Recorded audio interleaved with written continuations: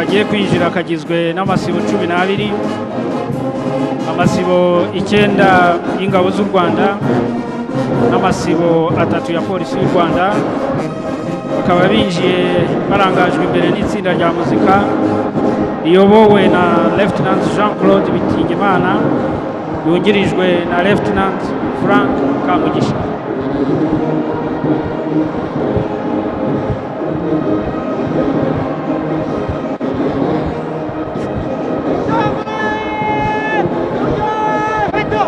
Amasibo 3 muri kano karasisi agizwe n'abari n'abategarugori ba RDF na polisi.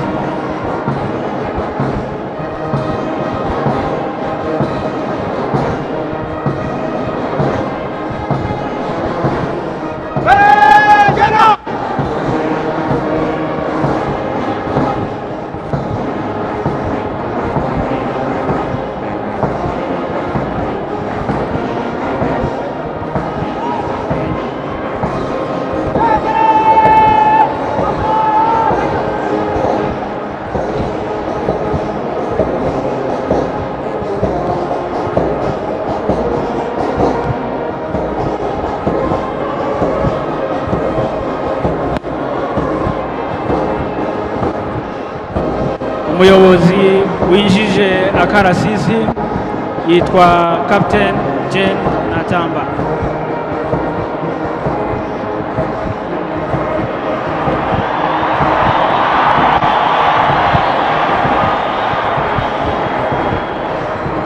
Isibo ya mbere iyobowe na Lieutenant Volion Kihozo na Lieutenant Augustin King Mudaherano.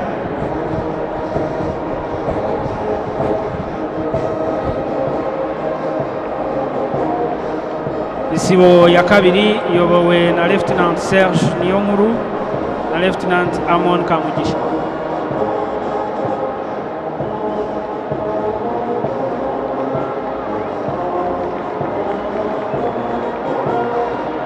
Isibo ya gatatu iyobowe na Lieutenant Daniel Niyonzima na Lieutenant Eric Habiyaremye.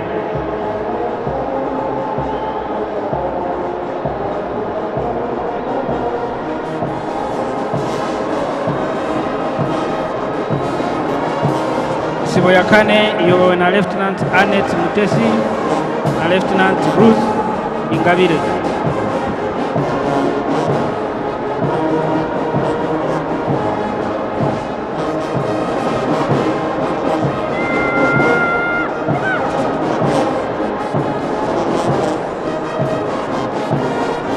Isibo ya gatanu iyobowe na Lieutenant Delphine Ugiriwabo na Lieutenant Charlotte Witije.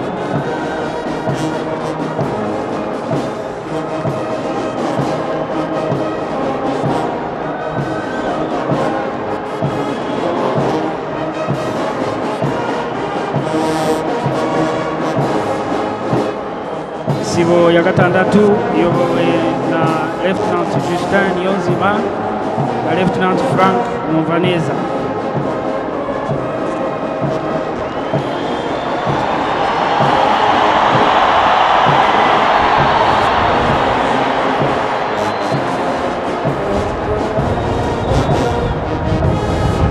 Isibo ya karindwi iyobowe na Inspector of Police Emi Motanyi na Inspector of Police David Kagaba.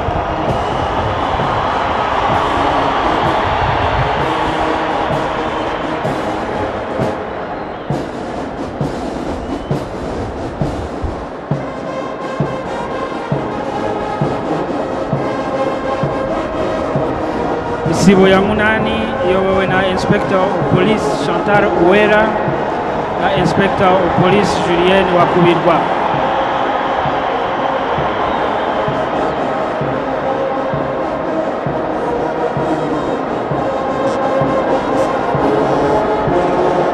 Isibo ya cyenda iyobowe na Inspector of Police Thomas Rwagasore na Inspector of Police Ronald Nyarwaya.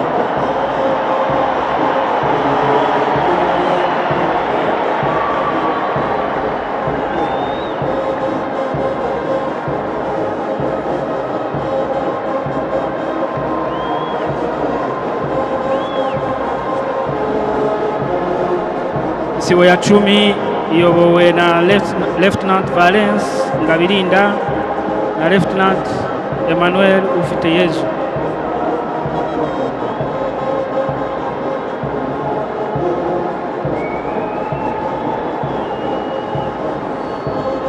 Isibo ya 11 iyobowe na Lieutenant Eric Abingabwa na Lieutenant Celestin Tuyisabe.